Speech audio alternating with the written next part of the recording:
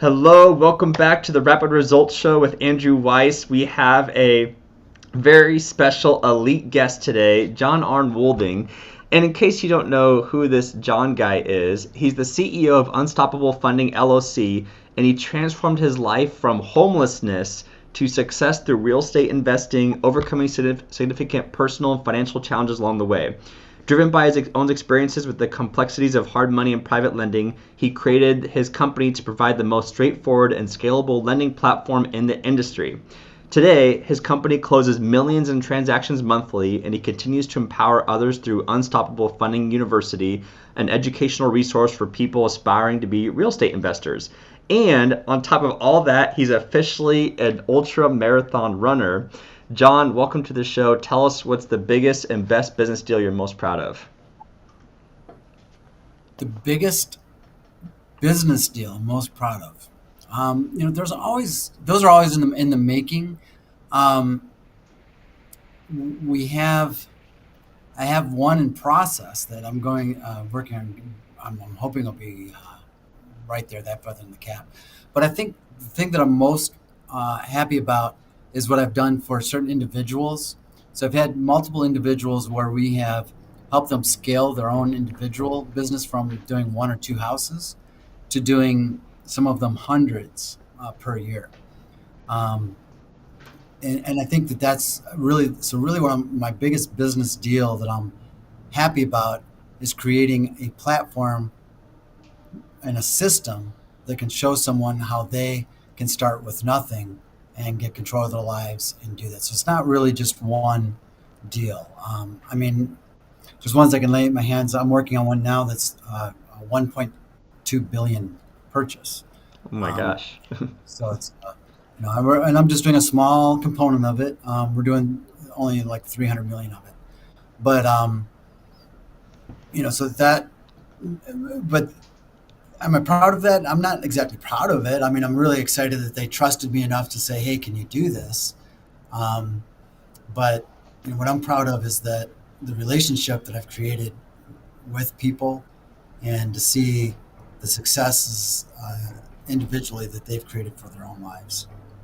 No, I love that. Makes sense. And I know that, yeah, it's so incredible, like going from where you were to where you are today. And just like, I love how humble you are about all this. Like, oh, yeah, I'm just casually helping close $1 billion deal. And the fact that, no offense, but you're literally in like a t-shirt and just hanging out in your office. Like, you're not in some fancy, like, multi-thousand-dollar suit. Like, I don't see like a penthouse view behind you, but I guess, the answer is you're living the life, and it's so cool how you Well, like. it's just because my office gets really, really hot. Oh, okay, okay. These windows. I mean, I know it's really cold for Florida today. Like it's like I think it was below like three below 50 today. Hmm. So 47. That's why I phrase it because I think it sounds better. Um, No, no, but it makes sense. Yeah. but my room gets a little bit warm, so I have to dress for the weather. Okay, it's only fair. It's only fair. And so yeah, so here you are. You're at the top of the mountain, like you're literally living the dream, helping all these people, closing, working with all this money that some people don't even get to experience in their entire life, and you're literally experiencing it off of one deal. But it wasn't always like this. Like you were literally homeless at one point, and so walk us through the journey a little bit. Like how the heck do you go from homeless to where you are? Like, and I guess reversing backwards, like how did you become homeless in the first place? Like, tell us about that. Well, I think you go through life and you have lots of evolutions. So thank you for asking the other question, like how did I get there?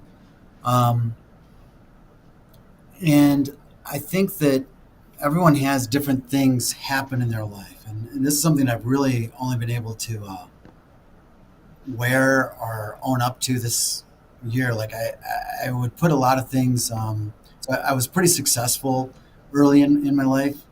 I had a very successful mortgage operation.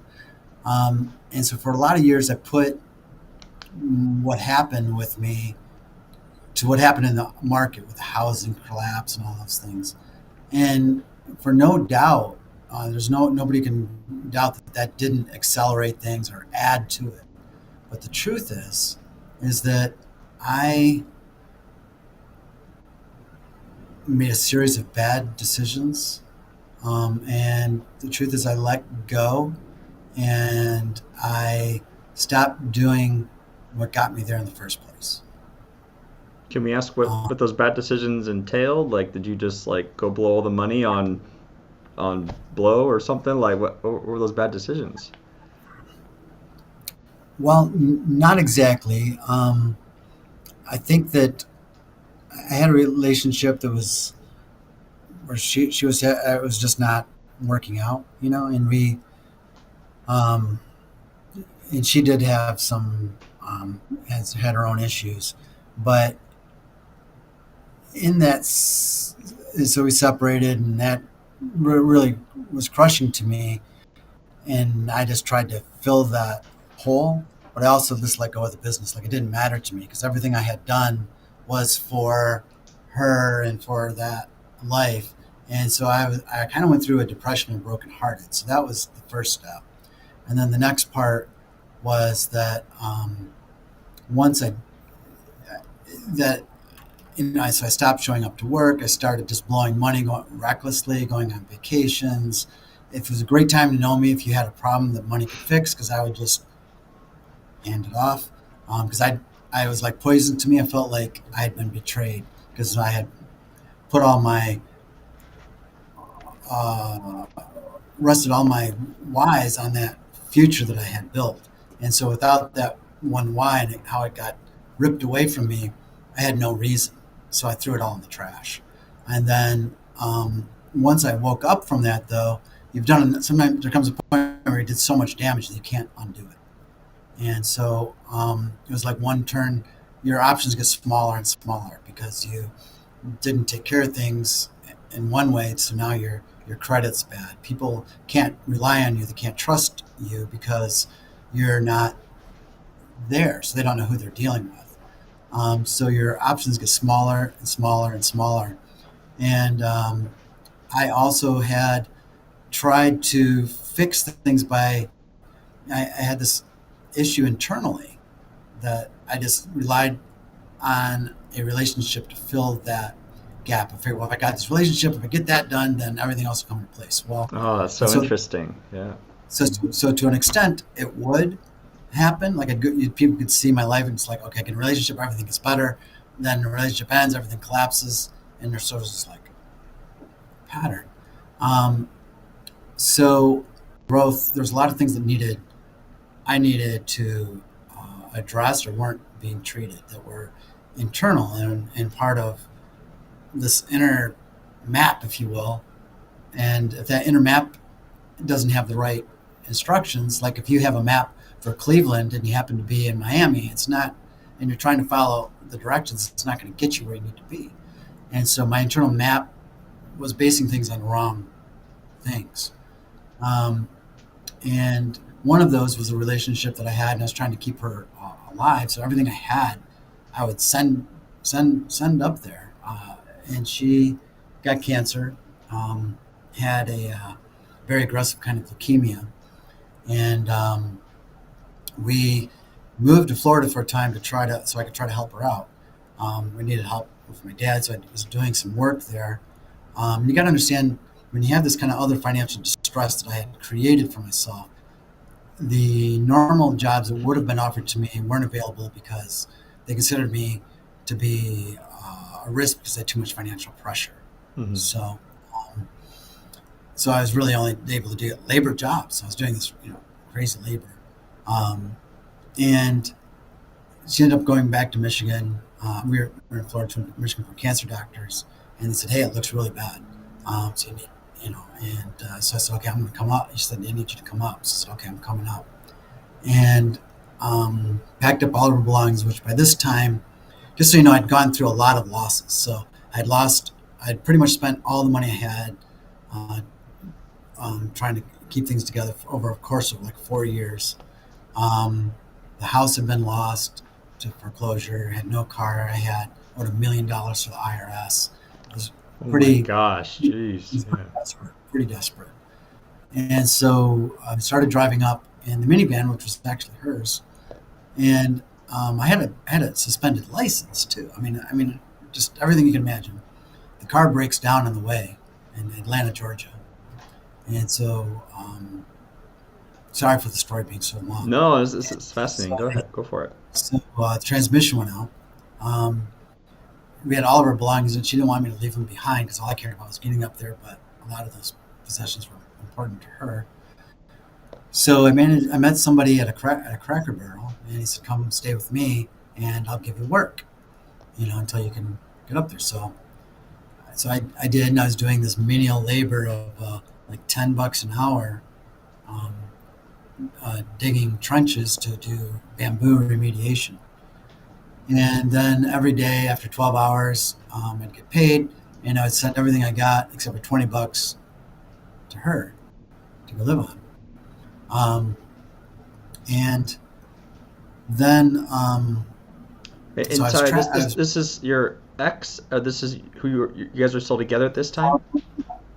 No, leading up to that. So for Okay. 2 months, I did that, and then I was just waiting for a way to get to Michigan. So my dad was coming through, and he said, "I'll take you up there the rest of the way. I'll bring a trailer. We'll fill it up." Well, the day the day before he arrived, she passed away. Oh my So gosh, jeez. And this was your wife, your girlfriend, your she was my significant other at the time. significant other? Yeah. So I don't know. I guess I was like knocked out from that, in a way. It's stunned. So I Yeah. still went up to Michigan. And how old were you during all this? This was 12 years ago. Okay. I was 44, Okay. and no, 46. I was 46. So I mean, yeah, 46 years old, literally working not just a minimum wage job, but a minimum wage job that requires back-breaking work for 12 hours a day, to give money to the person you love because they're going through leukemia. Like that's, oh my gosh, jeez. So I got to Michigan. I found a friend I could stay at their house, and from during my crazy times, like I went through some crazy times before that, and for like about a year, and I tried to mm, treat my depression by doing all the crazy things I never did as a teenager or young man, um, bars, the clubs, all that kind of stuff. Hmm. And so a lot of my friends' circle that I had was from that source. So staying with Mm. this girl, and she was doing her and her. She passed out in the tub because of doing heroin. Oh my And gosh. I'm like, well, I can't stay here. I can't be around this. Yeah. So I took my bag of clothes and went out on the street. I found out the same day my cousin, who had been a person I constantly talked to. And you might imagine that as you go through all these things, your circle gets smaller and smaller and smaller. You know, and wasn't doing any drugs, wasn't doing any alcohol, anything. I just had no money, and so he had died. He died. Um, I had thought for a very long time that it was um, uh, suicide, but I think that they don't really know exactly why. But I think they ruled that it was something else now. But um, I don't know. And so I'm on the street. I have this bag of clothes, got nowhere to go, and I'm like, God, why is this happening here? I'm not doing anything. And I felt like I started to see things. So I started to see like the clouds in the sky and the birds, and I felt like everybody has the same things. I had this realization that these are things we all have all the time, and I started to appreciate, if you will, that I wasn't raining. So in other words, I appreciated that there was sunshine, and that I had good health, and that there's these chipmunks chasing each other and they're playing, and it made me smile. And so I started to see, and I started to feel, if lack of a better word, I felt rich, for and to a level that I had not experienced, was making a great deal more money, because I began to see. And now I was homeless for about 1 month, where I really was on the street. I had 1 or 2 nights where I was in a hotel, but for a month straight, I was finding a place to sleep on the side of a river, or my And I'm curious too, like, most people when they're homeless, I feel like they don't also owe the IRS $1 million. And so how does that work for being in a van down the river and having the IRS come after you? Like, how does that all work? well, I didn't try to evade them, but I was very hard to find. Yeah. Because when you're on the street, you're a very hard person to find. Yeah, seriously. And you can't get bank accounts because your credit's so whacked that they won't give you one. Um, it's very difficult to get actual jobs. And I also had a huge amount of child support, because the child support was set when I was making a great deal more money. Um, Oh, you missed all that. so when, So your previous significant other who passed, you had kids with her. no, there's before that, the one that I was talking about before, when I went through the divorce situation. Gotcha. Okay, So, sorry. So divorced, met a new so they, person, that person passed. Okay, gotcha. Okay. Okay. when you get divorced, they base your child support on what you were making. Mm, yeah. And, Hmm. and so what I was required to pay was more than most people make in a year. Yeah. And my new income level didn't support that. I Yeah. didn't really have any means to go filing it to stop. So it just, I don't know. That was another thing I did too, is I didn't do the right steps about Yeah. managing. Um, didn't realize that's one of those debts that you can't ever get rid of. Hmm. Interesting. Hmm. You, you can't go back and reverse what it was. You can only reduce it going forward. So whatever you owed, even if it was like erroneous and your income wasn't even close, which in my case it was. So you can claim bankruptcy and be forgiven by the IRS, but you can claim bankruptcy and not be forgiven by child support? Oh yeah, you can't file bankruptcy with child support. Oh my gosh. Wow. Okay. Interesting. Hmm. So then you can do a Chapter 13, which just is managing it, but you can't do a chapter. You can't discharge it, Yeah. um, that I'm aware of anyway. Um, so when I did start working, which I did do, I mean, I worked 4 jobs after getting off the street. I was working 4 jobs. I So was one. working for a mortgage company. I was working for an appraisal company. I was working for Tiger, the Detroit Tigers, and I was also um, working for a nursing home. So I was working basically, in some ways they overlapped. So more than 24 hours a day, 7 days a week. Wow. Oh Um, my gosh. but because of the garnishments um, were so massive, I was living on less than $100 a week Jeez. Wait, you said you worked 24-hour days for a full week? every week. How did you sleep? Like how'd you pull that off? Because one of them was at a nursing home, it was overnight. So I would only have to get up like 3 or 4 times during the night to make sure the individual patients that I was in charge of were okay. So I could sleep on the job. That's a very interesting life hack, is that if you want to make money while you're sleeping, you just have to work at a nursing home, And, then only have to get you know, up 3 or 4 it times. Yeah. doubled, and you didn't have to pay for a place to sleep Yeah. either. That makes sense. I Yeah. loved the nursing home. And so, I'd get them ready for bed, make their dinners. I had to clean the whole house, do the bathrooms, do the laundry. And I try to get that all done so I could go to sleep at about 12:30, and then I had an alarm set to get up at 2, and then we'll get up again at 4, because you gotta make sure that they're Yeah. um, Everyone's okay. cared of. Yeah. I fortunately had 2 patients in this anyway. Um, yeah, and then I'd get them ready in the morning, and then I would go from there to the next job, which was the appraisal company, and then from there to the mortgage company, and then on weekends, which I didn't work for the appraisal mortgage company, And sometimes in the evenings, I would go to the Comerica Park in Detroit, and I was a vendor, then offered hot dogs and water or whatever to people in the street. So, And that tip income, so I managed to keep some of that. Anything people paid me in cash, I was able to live on. So it was an important part of my survival.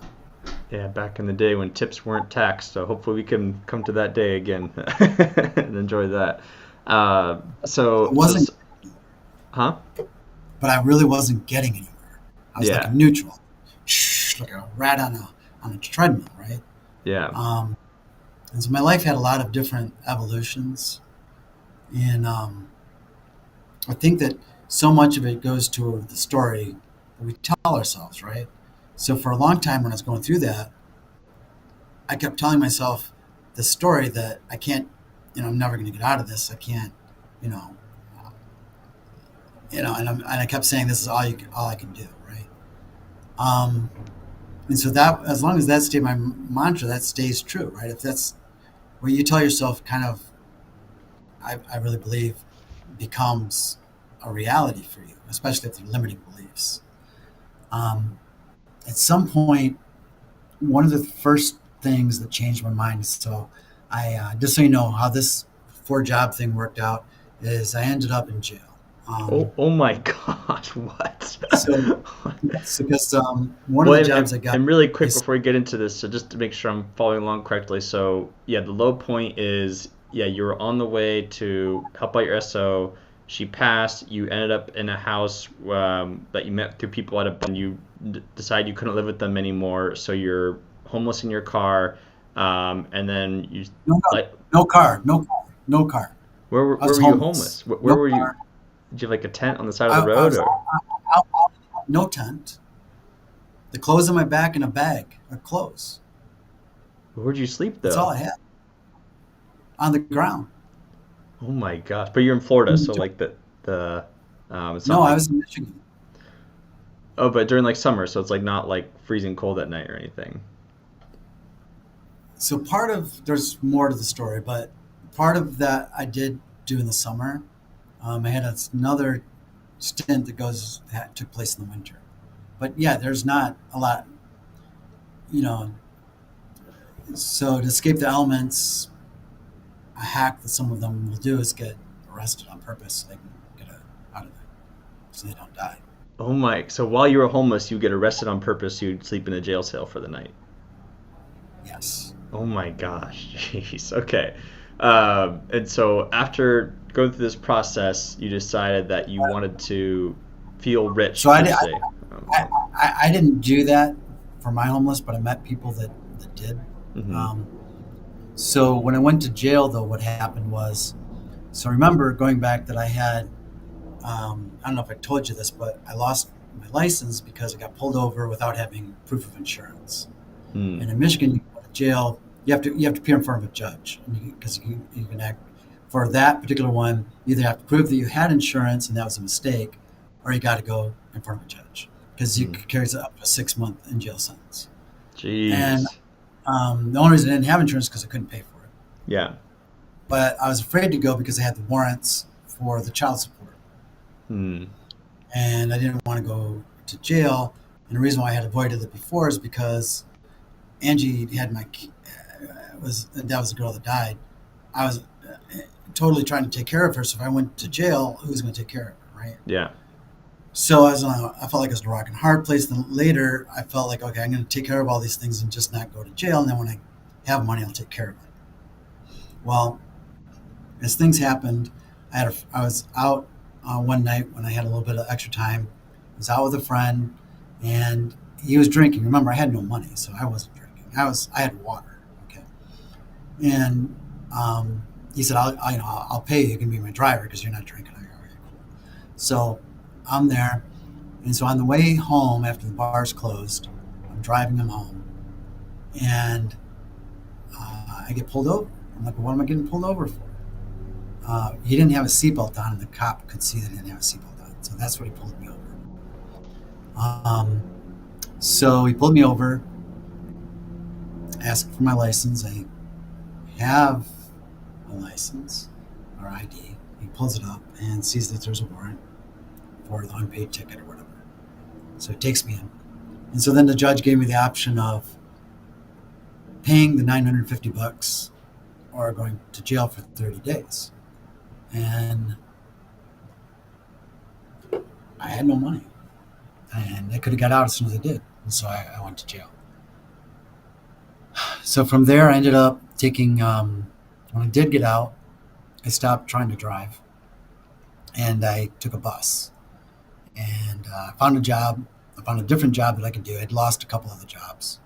And so I took the bus to this. I lived in a place called Garden City at the time in the Metro Detroit area. And you would take a bus to Troy.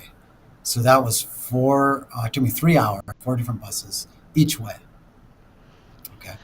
Gosh. And yeah, so it made me pretty tough, all right? But what started to make it better is that ride was really hard. I'd be out in the elements, and it was super cold. Sometimes you'd miss a bus, and it was scary. Well, I met someone through somebody at work that said, "Hey, this person has a house, and they need a roommate." And so I ended up becoming a roommate there. We became sort of pretty good friends. And so I lived there and I would not walk. She had people picking me up and they would like take me there in the very beginning. I believe is what happened. But eventually they got tired of it. And that particular branch got shut down because of the manager. Whatever, I don't know exactly why they had a falling out with the company. I don't know. But I then was just kind of sitting around and not sure what to do. And she says, "Why don't you come and visit me?" She worked at the YMCA. And so I said, "Okay, well, that's like 5.7 miles, so that's a pretty long walk." And you got to picture me about 65, 70 pounds heavier than I am now. And being a smoker, whatever, sedentary, that didn't seem like, that's Yeah, impossible 6 mile walk is a long time. Yeah. Yeah. So I decided, all right, why not? I got nothing better to do, and found out I could make it. And then she had me do some workouts and stuff, right? And I was like, oh, that's cool. And what it did though is it said, oh, I can walk that far. So if I could find a job, I don't have to worry about transportation because I can walk it. But doesn't that take 3 hours to walk, like 6 miles if you're walking? No, it's about an hour and a half. Oh, An hour and a okay. half. Okay, that makes sense. So Okay. I found a job that I could walk to, right? And so I started. So what I would do is I'd walk. So what happened is, see, this is an area where that broke a belief. See, so my limiting belief got broken. So that's one of the first limiting beliefs got broken is that a lot of people say, well, you can't, I can't get there because I got nowhere to get there. I mean, not a lot of people, but people in that position, right? So now I had released myself from that limiting belief. And then, so that's one of my first forays into working out, because as I would walk, she would say, hey, you could run, not walk, but why don't you come up to the YMCA and then I'll drive you home. So I'd walk to work, then walk from the work to the YMCA, and I'd work out at the YMCA and drive. I kept adding to it as I could do it. I kept adding to it. And I got in fairly good shape. I bet you did, yeah. I think I'm in better shape now, but I got into pretty good shape. And that's the other thing too, is I find that we have our lives are never, and we'll plateau. And a lot of times we'll just say, okay, I've hit it, I deserve to relax now, right?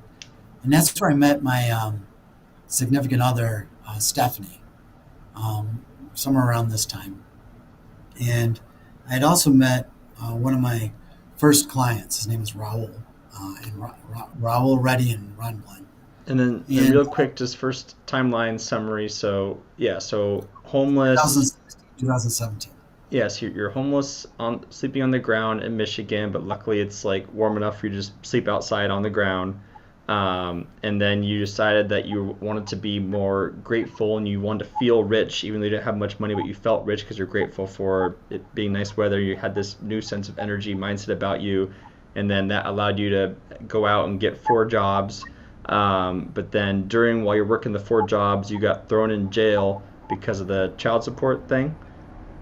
Yeah, so 2012, summer 2012 is when I found myself homeless. Mm-hmm. Um, Angie passed on May 25th, I believe was the day. Um, and then I found myself homeless at the end of June and through July um, Mm-hmm. is when that time And frame. Then 2000 jail happened 2014, mm-hmm. February 2014. And then how does this work with the IRS coming after you and child support? Like, how are you able to get jobs? Like, I feel like it's kind of like Minority Report, where you go to apply for a job, and then they're like, "Oh, IRS is after this guy. They're gonna come get you or Well, no, something." they're okay because they just had a garnishment. It Mm. wasn't like a criminal. I just owed them money. Yeah. So and Iris was happy when you have a job because they got something to attach, right? So the Mm-hmm. reason why I had four jobs is because um, everything I had was being garnished. But what Mm. you don't realize is that all of them do not work in tandem together with each other.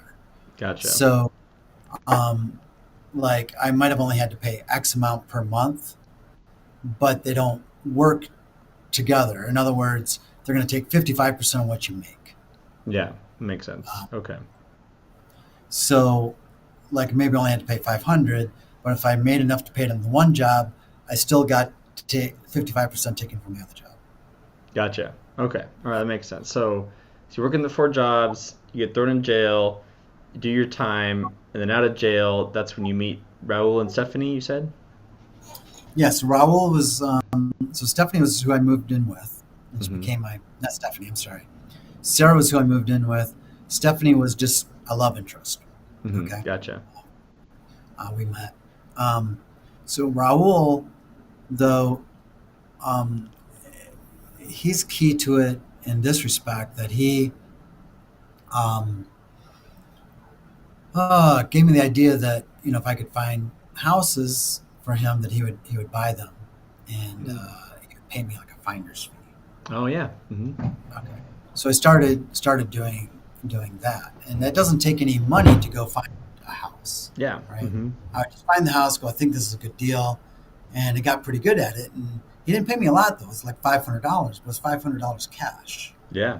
Mm-hmm. which to me at the time was like, all right. Um, get well more on that in just a little bit.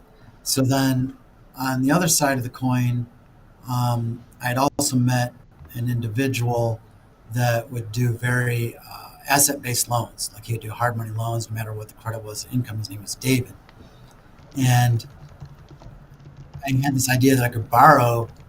If somebody would just give me like $40,000, that I had this whole business plan of what I could do, right? And so I thought, well, I'll make this proposal to him. I think he'll go for it. He said, no, I'm not going to do that. He said, but what I will do is if you send me people, I'll let you charge a broker fee and I'll pay you on it. I'm like, oh, okay, cool. And it'll just be cash money. So I started doing uh, doing that pretty. I put a little $5 ad in Craigslist, and I started getting referrals. The problem was is that he didn't only had so much money, right? So he basically could only do so many deals. Wait. And so, Sorry. Sorry. Tell me again. So Matt Raul, he's like, "Oh, if you help me find good deals on a house, he'll give you $500 finder's fee." And then what happened with the $5 ad on Craigslist? What was that promoting? so David was doing private loans with his own money. Mm-hmm. So he's my first introduction to what I do now, which is hard money lending. I'm Mm-hmm. what you would call a hard money broker. Now I specialize in a branch of it. This is just for fix and flip investment property.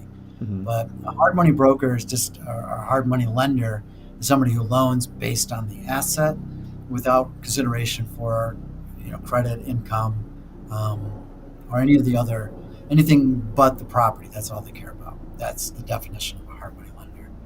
And so David was doing that with his retirement money, and so he allowed me to charge a broker fee for taking the application and sending him the deal. Gotcha. And so it was, as long as the people were all disclosed, they were all happy, he was happy. And so I was able to start making 2-3% on a loan. So so if somebody's borrowing 100,000, I'm making 2, 3 grand. Okay, Yeah. Hmm. and so I um, I started to get these ideas, and I'm probably leaving out a lot of different Oh, things where this is still fascinating to hear. So yeah, keep going. Yeah. it's kind of like a lawnmower. You start and you think it's going to go, and then it doesn't go. You're good. So I had a lot of those going in between time. So Stephanie and I we had some chemistry. Had some real chemistry, um, but I needed to talk to her because she was also a graphic artist, and she got me thinking about more in a direction of this as a company, right? And so I started on those steps at that time. Like it was the first time that she gave me this idea of creating an infographic of what I do, And so it helped me organize my thoughts. And then we started to date. And what that did for me is remembering my whole background is that I started to have this, like all this hope. It was like, you hear the music and this scene of the musical from Disney, and that's when the music starts, and you feel like you're can do anything, So that's how I felt. So I want you to know I still had the warrants going on, all of that, right? So she finds out about those, and she's like, "Well, I can't. You're going to have to handle that. We're not going to be able to go for it." So I'm like, "All right."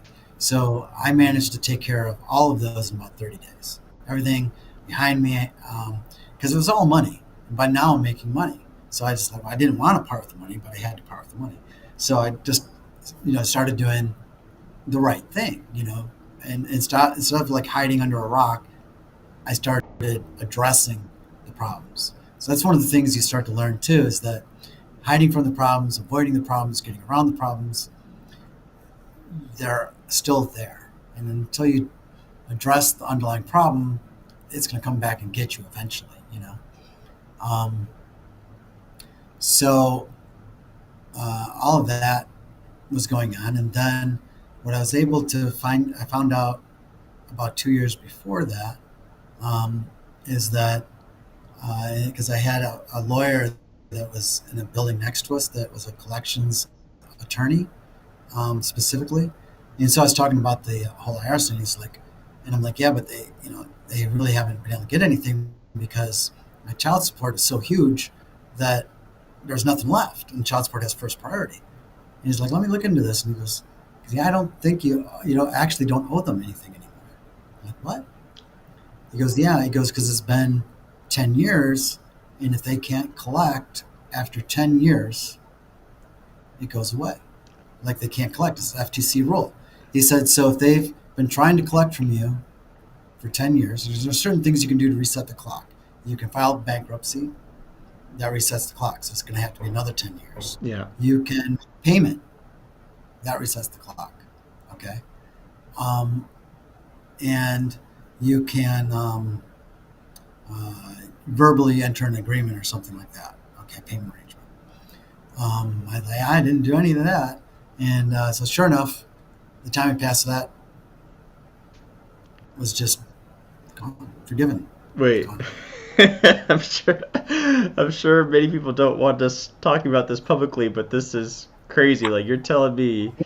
I'm afraid to have this going on publicly because it's not going to come. I mean, it's so the analogy I like is like obviously some people know tax code, other people don't know tax code, and there's a guy I follow, I think his name is Chris Johnson or something. He talks about like if you're in a grocery store and you have the same exact items in your cart as the person in front of you, and the person in front of you like they brought all these coupons, all these deals, and they figured out that their total comes to like $100 to pay for their cart, and then you go to the cash register and they ring you up for $500, like who do you blame for who's getting the better deal kind of thing. um, So I mean, it's in the IRS publications yeah. about I mean, it's straight up. I wasn't. I mean, I was totally unaware of it. I wasn't trying to dodge them. It No, was not. totally. Yeah. It was not on purpose. It was an accident, Yeah. and it's literally because I had 10 years of true suffering. Yeah, seriously. Yeah. So Yeah, I it's those don't know 10 why. years where you living in an island smoking or sipping on a Mai Tai. It's just like you were literally homeless and working 4 jobs, 24 hours a week. But that's still, but that's still, that's good that God was smiling down on you and like introducing you to the right people to like help take Yeah, I that mean, extra weight if off you your want to shoulders. edit Yeah. this part out of the thing there, it's fine. Yeah. I don't want them, I don't want them to say, "Well, hey, it's payback time. We're going to look into this guy now and make sure that we're not." Yeah, Well, I'm I'm, sure. I'm, I'm sure you're. I'm current with them now, Yeah. and everything is paid, and you know, and the truth be told, too, if I had gone back, I didn't have the money for it, but in reality, I didn't really owe them a million if an attorney had gotten into it or a tax thing because the reason why I was so high is I had done day trading Mm, and I didn't report it right. Okay, so I mm, didn't report got reported for me because it happened while I was in this financial problems. yeah. So I didn't have an account. And so what happened is it got reported for me. And so in actuality, the truth of it is that shouldn't have had. I might have had like a $20,000 liability, but not a million. Yeah. Okay, so um, so Okay, I was doing all this that day makes sense. Yeah. Hmm. and I was doing day trading in options and penny stocks. So Hmm. the volume was gigantic, Yeah. and so it didn't subtract the cost basis because in actuality, I think I lost money. I didn't make any, but Mm. that's how they came up with their numbers. So Okay, so that yeah, that makes I'm sure it makes people feel better too. Like there was mishap on their end too, and so it really was like 25 grand versus a million. So that's that's a big difference too. So that makes sense. Okay, all right. So we're talking about your up and up journey. So you figured out how to find finder's fees. You figured out how to meet with the loan officer who will give you a percentage of loans that they loan out. You meet this graphic designer Stephanie. You get all your warrants taken care of. You get all your tax things you need taken care of. So what else happens on the journey to help get into this point of view at the top of the mountain? Stephanie start seeing each other. David, in the meantime, says, "Well, I'm out of money, and now I'm going to Florida, and I don't won't be loaning anymore." So I had to find. Now I've got this person that's really interested in me, and I feel like, oh my God, I'm gonna not have anything to go forward with Because it this. sounds like your life is based around experiencing love. Like relationships have always been the most It important was, thing it to you. was, Yeah. Hmm. it really was, and so that motivated me. I mean, whatever it was, wrong reasons, whatever, it motivated me to find other ways, and so that's how I started creating my business around it, which was just me though. So it didn't have a name. It was just John Wolding or Arn Wolding doing loans, and started to build a pretty good reputation, for doing it. And people were referring to me all the time, and we were doing really well. And in 2021, so this is another getting to another evolution in the steps, right? Hmm. So 2021 started we started to have some bumps in our relationship. We had a lot go on in our relationship too that I won't go into. Like she had some personal struggles of her own with her health, different things. Um, but she had gone through some pretty good, like really good, healthy growth and changes, right? And I felt like, oh, I'm here. I'm providing. We have this nice house, have the car. What could be better, right? And but yet there's this disconnect. I'm like, why is there this? Then so I took another look at myself. I was like, man, she kept growing, but I didn't keep growing, right? And so I made the decision, and this is when I discovered too that I had linked up a lot of my worth in relationships. So I've discovered I went to see a therapist, and he gave me this book, and it's called Codependence No More. Codependent Oh No More. wow. Yeah. And I'd never heard of the idea. What's this? And so I started reading the book, and I went, oh my God, that is me. Um, wow, I get it. And codependency is basically you're addicted to relationships, if you will. So your whole worth and everything like that is tied up in having a romantic relationship. So so you can't really have a healthy relationship without treating that. Eventually you either exhaust the other person, or you're not a really happy person yourself. So I started to make real big changes within me then. So this is the first set of real big changes I made. So I stopped. So I by this time hadn't been working out for 4 years. I had stopped doing all that. I put on weight again. I was like 230, 230 pounds, Oh my and gosh. I was a smoker. Didn't have any debt. So I said, well, what am I going to do? I'm going to go. So I just said, well, I'm going to change that, and I'm going to go vegan, and I'm going to start running, and I am going to not smoke. Um, and what I did is I wrote down all the things that was going to be on a list. I have it somewhere. I should have brought it, but I brought down this list of all the things that I wanted to be, right? And and I would read the list every morning, and it wasn't what I wrote down on the list isn't what I wanted it to be. What I did is I projected myself to that person in the future that I wanted to be. And I said, instead, I pictured what my daily habits would be, what my daily life would look like if I was that person. And so it'd be things like I run 3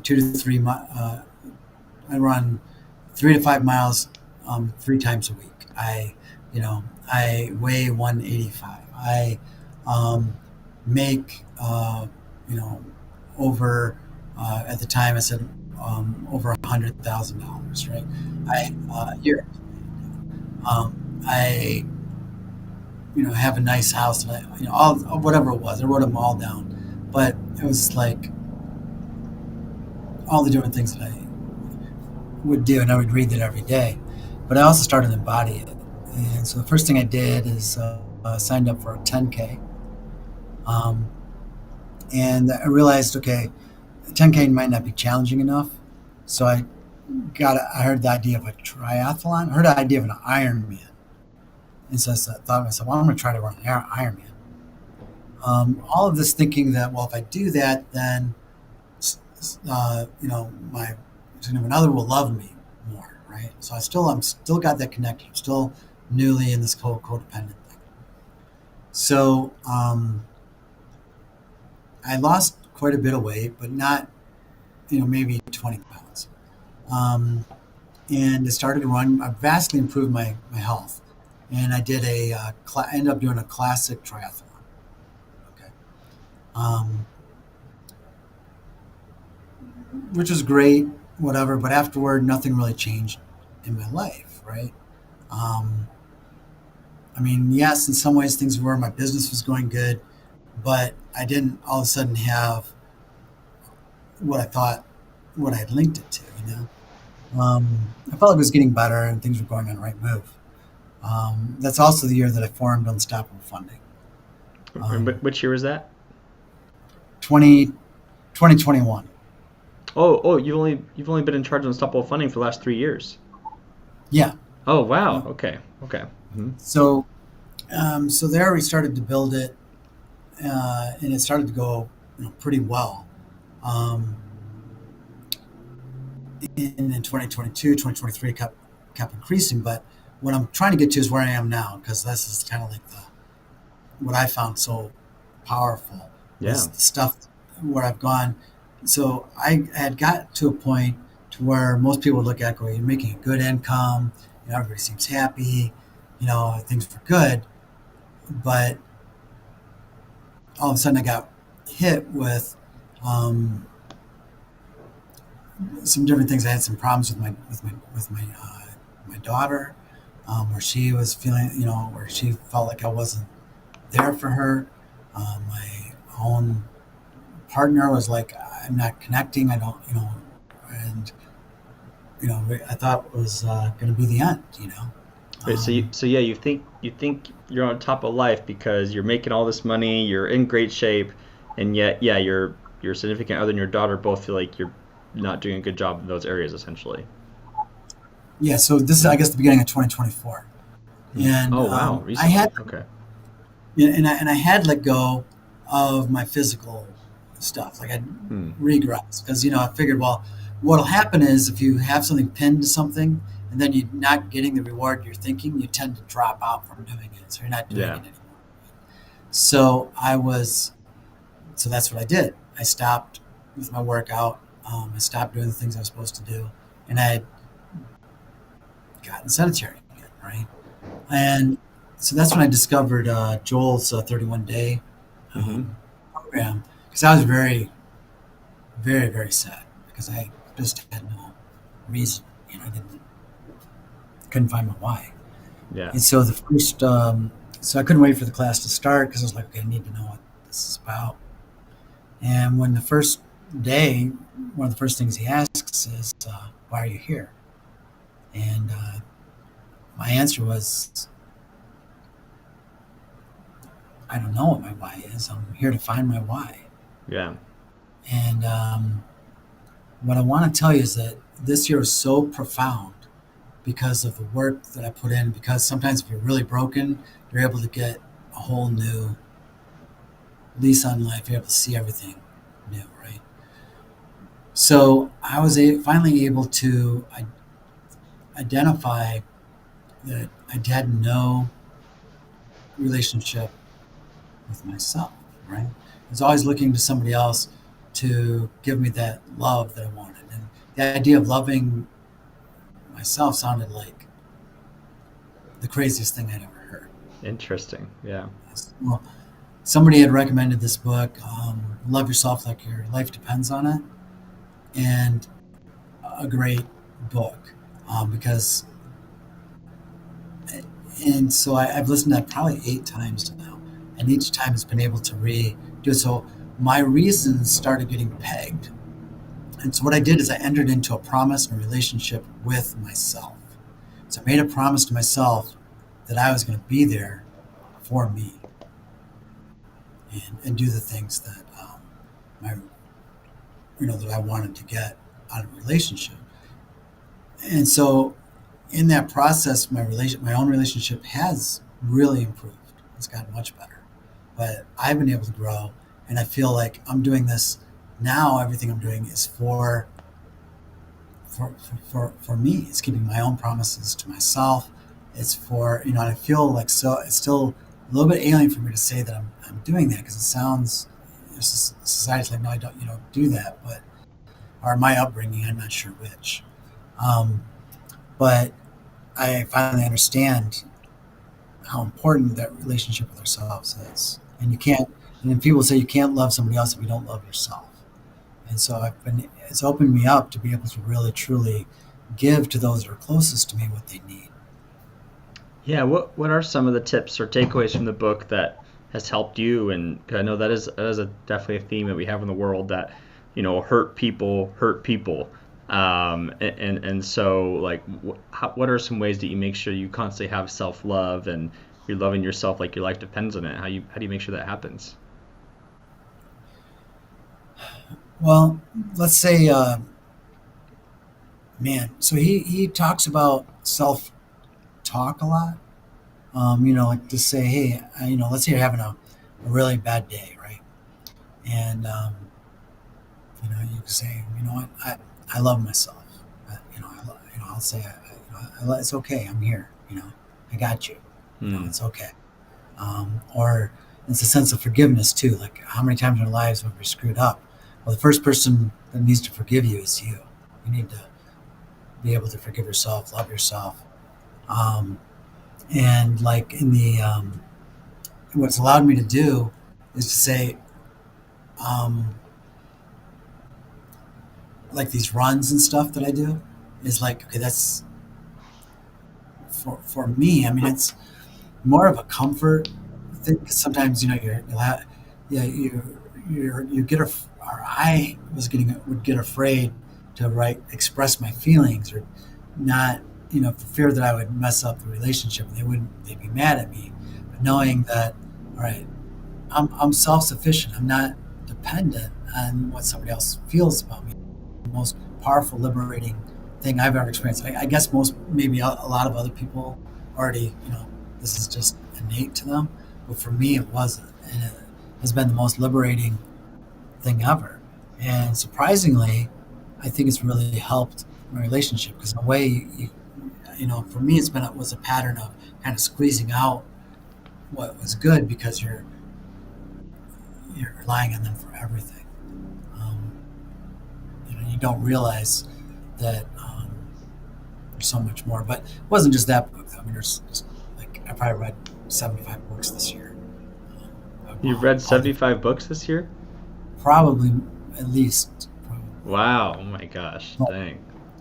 But about everything, business, about self-improvement, a lot about running.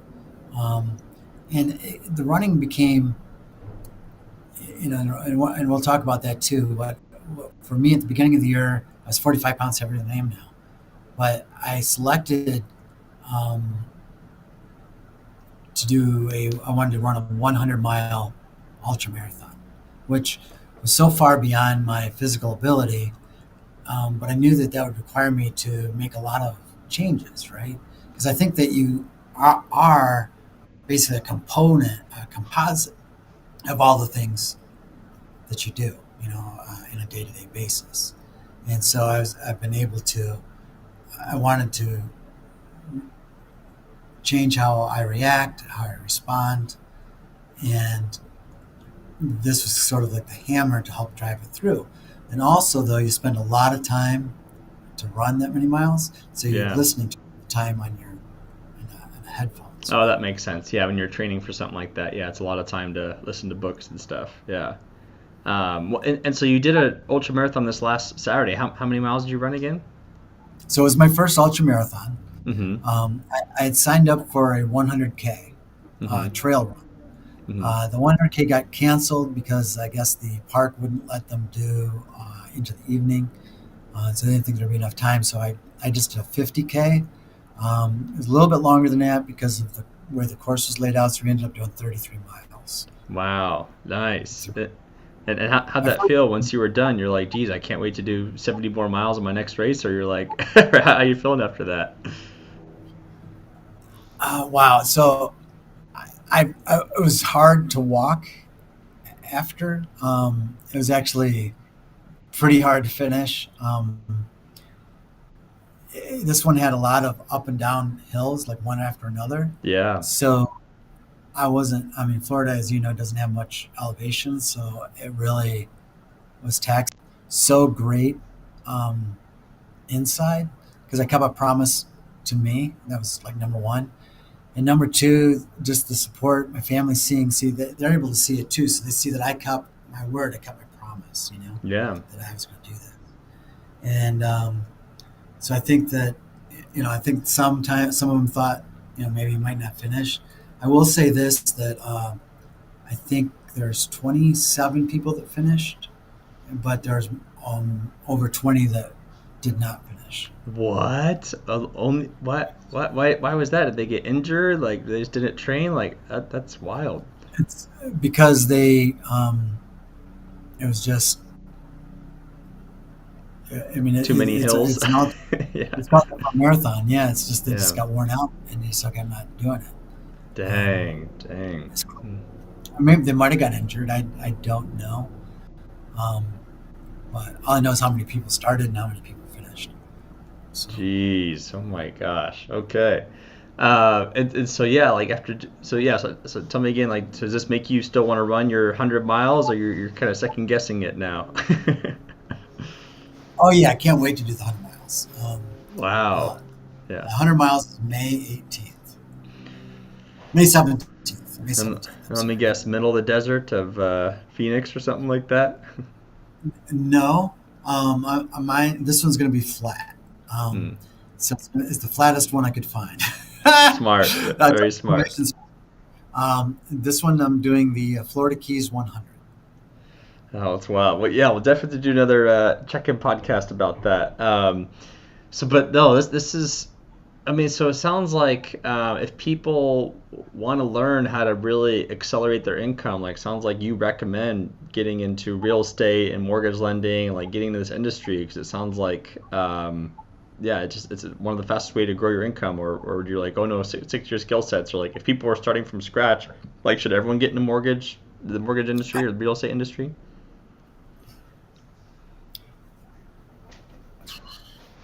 Wow.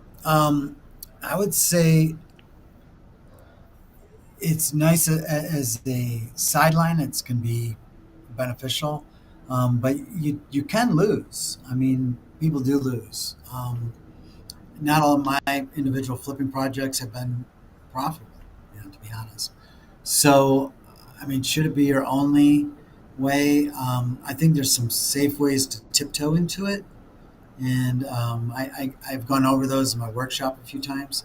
But, like, for instance, the first parts that I could not have failed at were or wouldn't where it's not at risk was like finding properties for somebody else that is a flipper, right? Hmm. Uh, that is very hard to lose. Yeah. Yeah. And I didn't know there's something called wholesaling, right? So that's a way that a number of people tiptoe into it. Yeah. I don't really teach wholesaling, but in essence, that's what was doing. Just didn't know it.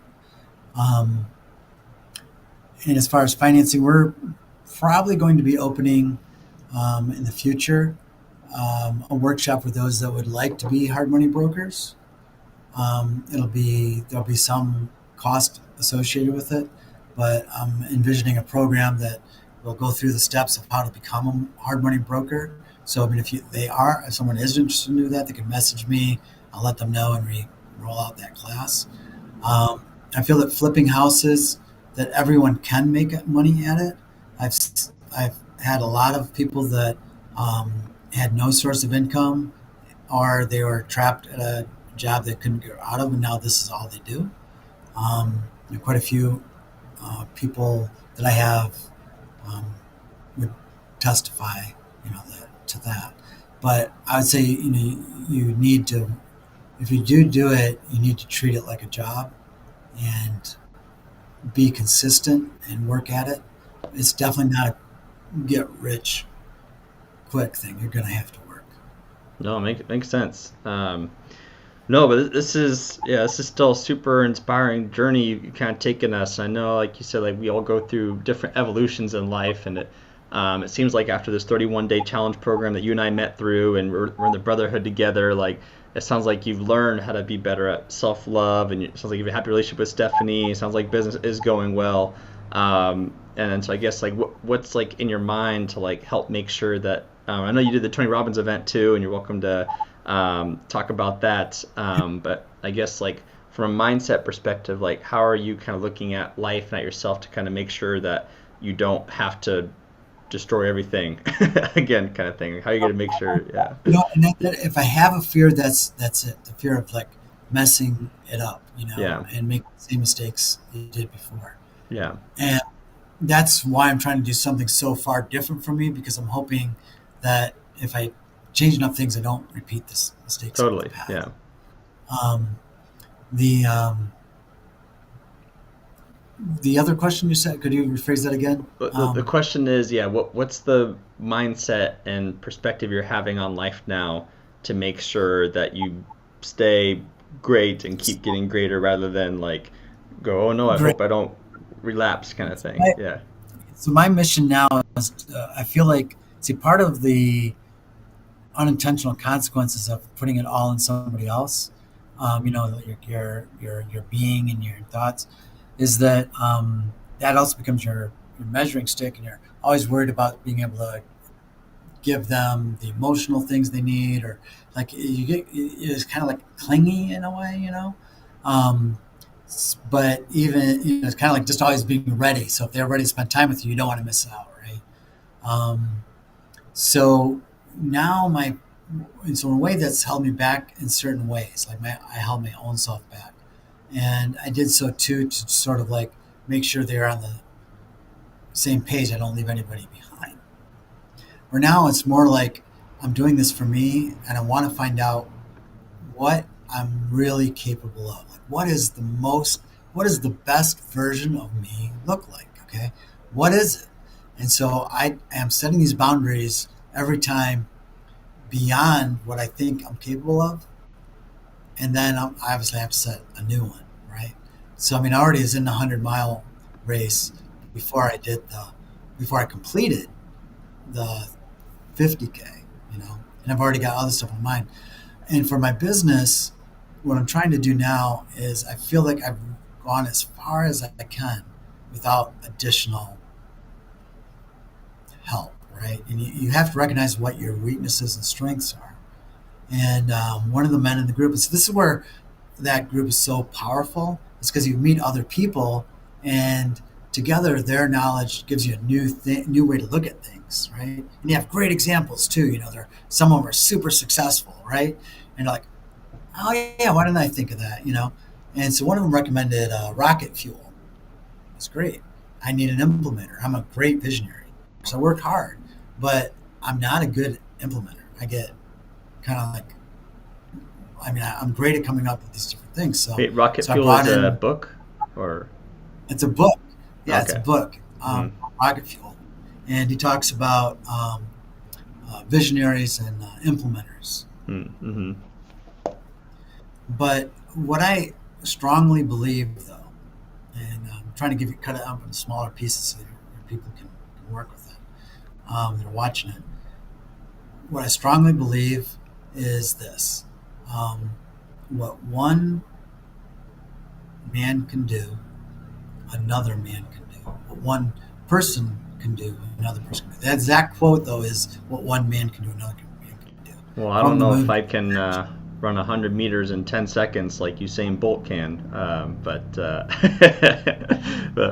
I mean, but you know what? If you perhaps like a world's record, perhaps, but he's not superhuman, right? So somebody, so he's probably not the going to be the fastest for infinity. Like eventually that will fall, that's that true. record. Yeah. Um, but there's a so if you follow what he did, maybe you could. Maybe there would be some physical limitations, but if you absolutely did what he did, so I think that they give us a blueprint. You could definitely be a lot faster, right? Yeah. Of Totally. maybe you can't be. You could probably be an excellent top level runner, but somebody's always going to be maybe the absolute best. Yeah. But more from the standpoint of I want to make, like in my mind, I want the company. I want to be making $1 million a month. Yeah. Within the next 5 years, I want to be Mhm. making $1 million a month. That Yeah. sounds crazy, but there's other people who make $1 million a month, They make right? $1 million a day. Yeah. Or more. Yeah. Hmm. So I'm like, well, so what do? You pay attention to someone, and if it's in this particular industry, then you pick your own industry, and you just do what they did, and it's somebody else has blazed the trail most of the time. No, it makes sense. No, I love that. So just like knowing that if you don't want to relapse to like Tony Robbins talks about, like the importance of always be growing, always be getting better, and like yeah, if you're not growing, you're dying, and so just like really understanding that, and so I love that. I mean, yeah, I mean, I'm sure it doesn't hurt to have you be working on these billion-dollar deals to getting you used to having all these big money transactions per se, to have that kind of goal of making $1 million a month. And the fact that, like you said too, like, I mean, as far as I know, like you're not an alien species who has super advanced knowledge or power that other humans don't have access to. Like, if you could figure out how to go from homeless to doing these billion-dollar deals, you want to prove and show that other people can do it too, kind of thing. Which is why I Right. I mean, love your I story. don't have Yeah. $1 million deals falling in my lap all the time, Hmm. but maybe in the future I will. Who Yeah. knows? Yeah. Um, and but my happiness isn't predicated on that occurring. My Totally. business model is around getting $1 billion deals. What it is built around is giving a very consistent, predictable um, product and a really great client experience. And so that's what I'm working on there. And I think that's everybody can take a look at their own individual business, whatever it is, and that's I think if they focus on those areas, focus on what areas they can tweak to get the most out. No, it But makes sense. Well, yeah, and I know that. Yeah, I can't believe how fast the time has flown by. Because I know we feel like we could talk forever about everything, and just I love hearing your story and what you got going on. And I want to make sure our audience has enough time to process things. Yeah, any last things that you wish I had asked you about though, or anything else you well, want to the say? whole Yeah. thing I want to share is just the finish of this race Yeah, because I please. had this. Yeah, please. Yeah, share your screen and share you finishing your ultra marathon. Yeah, please go So for it. I'm going to share the screen before I hit play and just tell you some of the background Yeah. for everybody listening. All right. So just so you know, um, this is the farthest I've ever run. I mean, nothing close, right? Mm-hmm. Um, I don't know what this is. All All this right. anyway. I got it. Um, Yeah.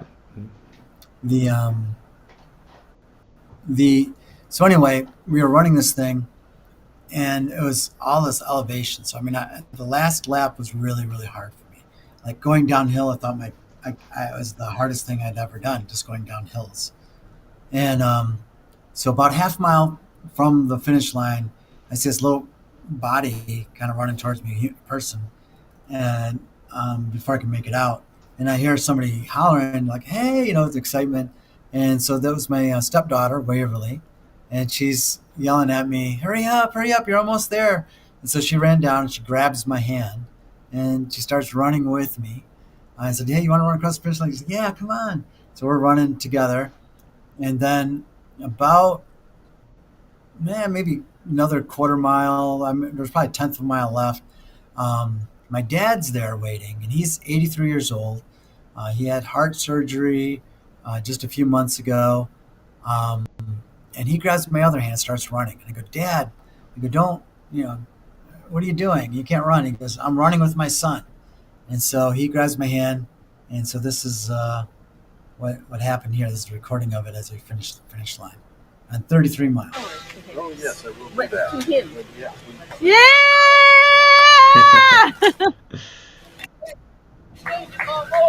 Woo! Yeah, You honey! did it. Oh, yes, I will. Oh, that's so cool. So the where'd you go here? Oh yeah, let me let me see. I gotta do well, we have a yeah. That was my yeah. I'm still working with the tech on this, but yeah, feel free to keep going. Yeah. Oh no, that's fine. So yeah, the anyway, that was great. As you could tell in the walk run at the end, like I could barely walk. Like my feet were Mhm. just like, I mean, Mhm. it was, but I felt so great to finish it though. No, I I can tell you bet. today, I didn't think it would linger. So this just happened Saturday, right? Today, I woke up today and I felt like somebody had beat the living crap out of me. I bet. Jeez. Oh, yeah. The trip. I'm still impressed. You're still excited for that 100-mile run after that, but to each their own. That's for sure.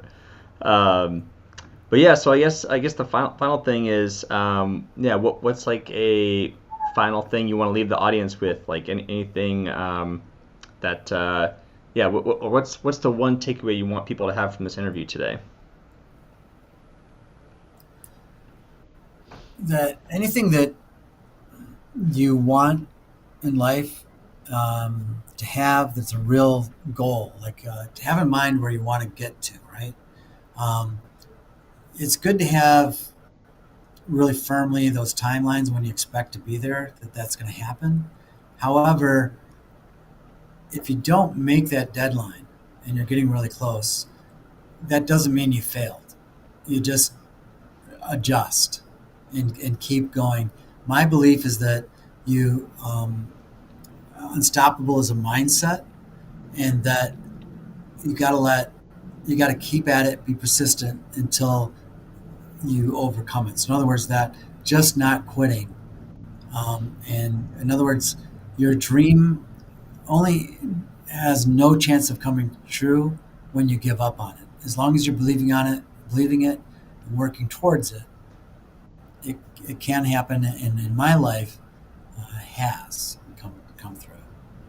It may not have come through at the exact moment I thought it would, but it had. As a matter of fact, everything on that list that I told you about, I have to make a new list because all of it surpassed everything on that list. And not one thing on that list am I less than now.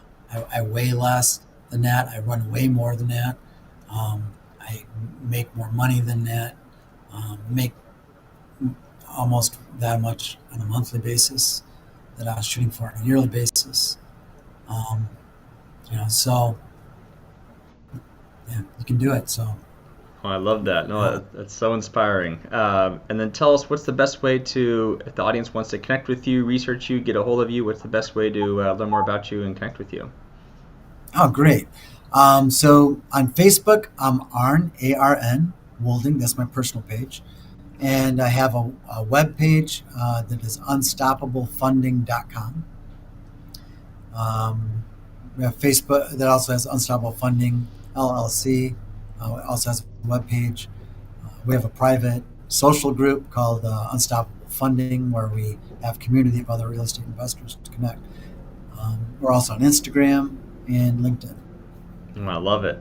Well, John, this has been incredible. Thank you so much. And for the audience listening in, like, if this doesn't get you pumped up and excited, like, I don't know what else will. So definitely reach out, connect with John if you have more questions, if you want help with lending and learning more about the industry and learning about all that. So thank you again, John. I'm going to click finish here, and then we'll debrief afterwards. So thank you again.